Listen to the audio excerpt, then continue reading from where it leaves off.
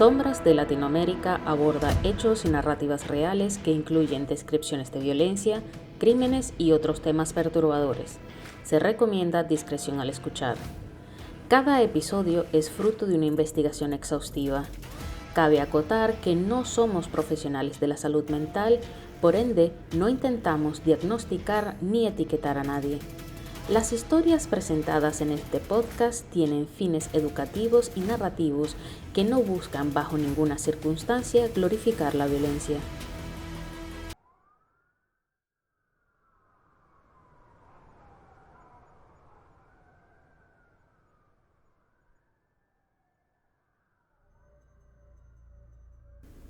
Dicen que mataba solo criminales, que era un justiciero, no un asesino.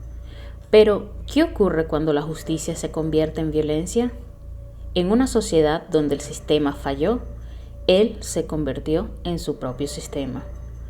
Los medios lo llamaron el Dexter brasileño. Ahora, Dexter era ficción. Pedro era real.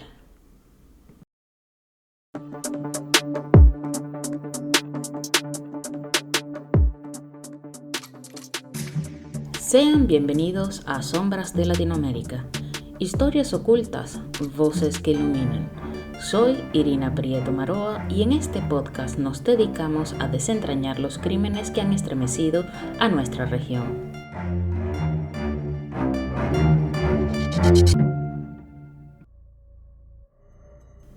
En este episodio hablaremos sobre Pedro Rodríguez Filho, alias Pedrinho Matador, uno de los justicieros, asesino en serie y youtuber más notorios de Brasil. Pasó más de 4 décadas en prisión, mató a más de 70 personas. Sus víctimas, supuestos criminales, narcotraficantes, violadores, funcionarios corruptos, muchos de ellos otros reclusos. Decía que estaba limpiando la sociedad, pero detrás de la máscara de justiciero había un hombre moldeado por la brutalidad. Pedro Rodríguez Filho vino al mundo en 1954 en Santa Rita do Sapucaí, Minas Gerais, Brasil. Nació con el cráneo abollado porque su padre pateó en el vientre a su madre embarazada durante una pelea doméstica. Este tipo de trauma puede interrumpir el desarrollo del cerebro antes del nacimiento, especialmente en áreas como la corteza prefrontal, que es la que regula el impulso, pudo verse visto afectada, y la amígdala, la que procesa el miedo, pudo haber sido sobreestimulada. Así pues, los déficits en esta área se han asociado consistentemente con la impulsividad, la agresión y una mayor propensión a participar en delitos. Y aunque no sabemos exactamente cómo nacer con el cráneo magullado afectó su posterior carrera criminal, se cree que fue uno de los factores que pudo influir. Creció en un hogar donde la violencia no solo existía, era la ley. En casa presenció golpizas, amenazas y silencios. El mundo de Pedro era caos. La justicia era rara, sufriendo así una exposición temprana y constante al estrés crónico y la violencia, lo que probablemente alteró su regulación de cortisol y su procesamiento emocional. Los modelos basados en el trauma dicen que cuando la violencia es constante, el cerebro se adapta, aprende a esperar peligro, a atacar antes de pensar, a sobrevivir a cualquier precio. El trauma no solo es dolor, es memoria guardada en el cuerpo, en el sistema nervioso, en el cerebro. El trauma crónico, especialmente en la infancia, puede provocar desregulación emocional, agresividad y fragmentación de la identidad. Pedrinho tuvo una educación limitada y nunca fue a la escuela. Tampoco pudo socializar con otros niños.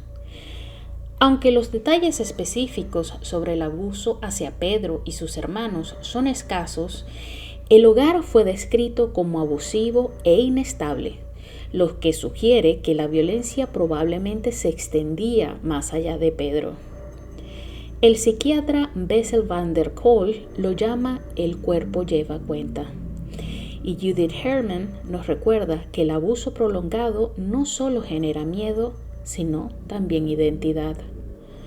Pedro no solo reaccionó, repitió lo que vivió, lo que absorbió. A los 9 años se escapó de su casa y vivió un tiempo con sus padrinos, antes de huir nuevamente a Sao Paulo, donde cayó prematuramente en la delincuencia. En Sao Paulo comenzó a cometer robos en el centro y la zona este de la ciudad. En 1968, de regreso en su pueblo natal, Pedro Rodríguez Filho mató a sus primeras víctimas. Les mató por venganza, siendo juez y verdugo. Primero le disparó al vicealcalde de Santa Rita do Sapucaí frente al ayuntamiento. El motivo: este hombre había despedido a su padre, un vigilante escolar, acusándolo de robar almuerzos. Luego mató a otro vigilante, quien, según Pedro, era el verdadero culpable. Para ambos crímenes usó la escopeta de su abuelo. Ahora, veamos que Pedro solo tenía 14 años.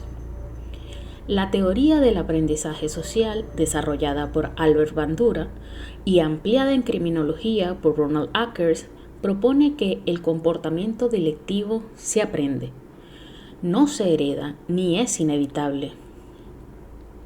Las personas aprenden observando a los demás, especialmente a los cercanos. Replican comportamientos que parecen adecuados o recompensados. Si la violencia conduce al respeto, al miedo o al control, se refuerza. Los individuos adoptan creencias que justifican o normalizan el crimen. La teoría del aprendizaje social se basa en la teoría de la asociación diferencial de Sutherland, que enfatiza que en los grupos íntimos, bien sea familia o compañeros, son la fuente principal del aprendizaje criminal. La vida de Pedro es un caso de libro de texto de aprendizaje social que salió violentamente mal. Pedro fue testigo y experimentó la violencia desde la infancia. Aprendió que poder implicaba infundir dolor y temor. Sus primeros asesinatos fueron vistos como justificados: vengar a los disparos a su padre, castigar a los criminales. Estos actos le valieron notoriedad y miedo, reforzando su comportamiento.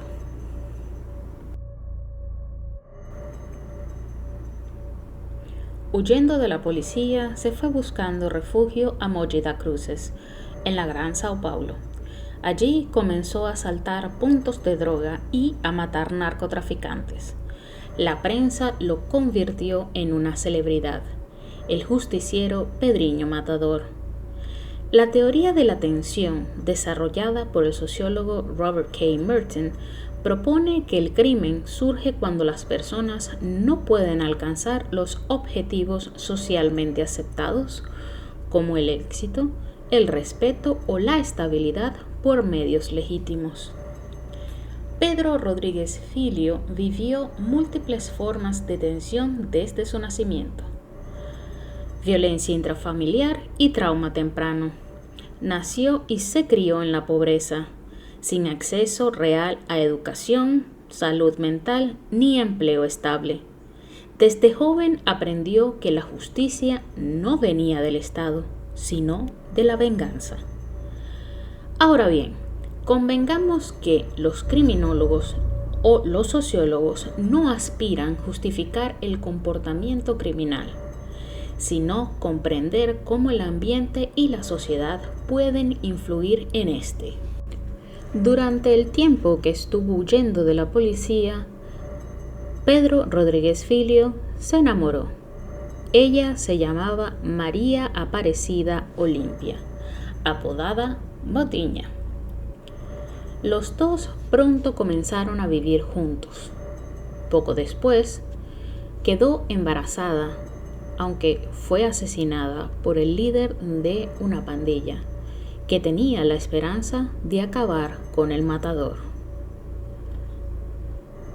Pedro Rodríguez Filho quería venganza. Rastreó a varias personas relacionadas con el asesinato de Olimpia, torturándolas y matándolas en su misión de encontrar al hombre que le quitó la vida. Al final, mató a todos los miembros de la pandilla. Meses después, mataría nuevamente. Descubrió que su prima favorita estaba embarazada y que el padre del bebé se negaba a casarse con ella. El matador resolvió el asunto con una bala. El 24 de mayo de 1973, a los 18 años, Pedro Rodríguez Filho fue arrestado por primera vez. Según los registros policiales, fue trasladado en un vehículo junto a otro preso, ambos esposados. Durante el trayecto, Pedro mató al otro recluso sin que los policías se dieran cuenta. Cuando los policías abrieron la puerta del carro y vieron al hombre muerto, Pedriño Matador dijo que lo había hecho porque era un violador. Sin embargo, su crimen más infame fue el de su propio padre. El hombre había asesinado y desmembrado a la madre del matador con un machete. Pedro lo apuñaló 22 veces en prisión, le arrancó el corazón y, según dicen, le mordió un pedazo. Aunque el matador negó esto último múltiples veces. Según el diario canadiense Toronto Sun, Pedro Rodríguez Filho mató al menos a 47 de sus compañeros de prisión, lo que constituyó la mayoría de sus asesinatos. Según su propio relato, Pedriño Matador creía firmemente que cada uno de estos convictos merecía morir. Aunque el matador fue condenado a 128 años de prisión, los asesinatos cometidos tras las rejas le aumentaron la sentencia a 400 años. Sin embargo, la ley brasileña de la época limitaba la pena máxima a 30 años. Más tarde se ampliaría a 40. Pedro solo cumplió 4 años adicionales por los crímenes cometidos en prisión. En 2007 fue liberado y trabajó como vigilante nocturno. La teoría cognitivo-conductual dice que nuestros pensamientos moldean nuestras acciones, que las creencias, especialmente las distorsionadas, pueden llevar a la violencia. El comportamiento se forma a partir de patrones de pensamiento y creencias, especialmente aquellas adquiridas en la infancia. El matador desarrolló creencias rígidas sobre la justicia y el castigo. Su entorno y la cultura carcelaria reforzaron sus distorsiones cognitivas. La teoría cognitivo-conductual interpretaría sus acciones como el resultado de esquemas maladaptativos. Pedriño Matador creía que los criminales merecían morir, que la venganza era justicia, que el miedo era respeto. No fueron pensamientos al azar, fueron aprendidos, reforzados y nunca cuestionados. El psiquiatra Aaron T. Beck, el padre de la teoría cognitivo-conductual, enseñaba que cambiar la conducta requiere cambiar el pensamiento. Pero los pensamientos de Pedro estaban arraigados en el trauma. Pedro no solo fue un asesino, fue un producto de la violencia, abandono y la biología. Y su historia nos obliga a mirar más allá del crimen, para así vislumbrar cómo se pueden implementar medidas que mitiguen este tipo de situaciones y se mejore la calidad de vida de los ciudadanos. Pedriño fue detenido nuevamente en 2011 por los delitos de motín y prisión ilegal, cometidos mientras aún era recluso en Sao Paulo. Fue liberado nuevamente en 2018 por buena conducta. Cuando fue liberado en 2018 y habiéndose convertido al cristianismo, diciendo que se arrepentía de sus delitos, tenía 64 años y había estado encarcelado durante 42. En ese momento también creó un canal de YouTube. Su canal, Pedriño Exmatador, atrajo a cientos de miles de suscriptores. Hablaba de crimen, de justicia, de arrepentimiento. Los criminólogos llaman a esto reconstrucción de identidad, un proceso en el que los exdelincuentes reformulan su narrativa. La criminóloga brasileña Ilana Casoy afirmó que Pedriño no era un justiciero, sino un vengador, por asesinar a quienes consideraba los peores de la sociedad. También afirmó que lograba fascinar a la gente, reflejando una visión distorsionada de la sociedad, especialmente porque en Brasil solo el 10% de los homicidios se resuelven. Los psiquiatras Antonio José Elías Andraus y Norberto Soner Jr., quienes lo evaluaron en 1982 para un informe forense, escribieron que su mayor motivación era la afirmación violenta de sí mismo, y lo diagnosticaron con carácter paranoico y antisocial. El matador afirmaba que sus víctimas eran criminales, pero cada vida perdida tenía una historia, una madre, un hermano, un hijo. La justicia no puede ser autoproclamada y la violencia, incluso en el nombre de la justicia, deja cicatrices imborrables. El 5 de marzo de 2023, a la edad de 68 años, Pedriño fue asesinado en Mogi das Cruzes, región metropolitana de Sao Paulo, frente a la residencia de un familiar. Según las investigaciones preliminares, 2 hombres encapuchados salieron de un automóvil y dispararon, golpeando al asesino en serie 6 veces. Además, fue decapitado con un cuchillo de cocina. Se llamó al servicio de emergencia, pero Pedriño murió en el acto. Fue enterrado en un cementerio de Mogi das Cruzes. Su muerte, como su vida, fue violenta, pero su legado vive en línea, en videos, en comentarios, en ese espacio incómodo entre justicia y espectáculo.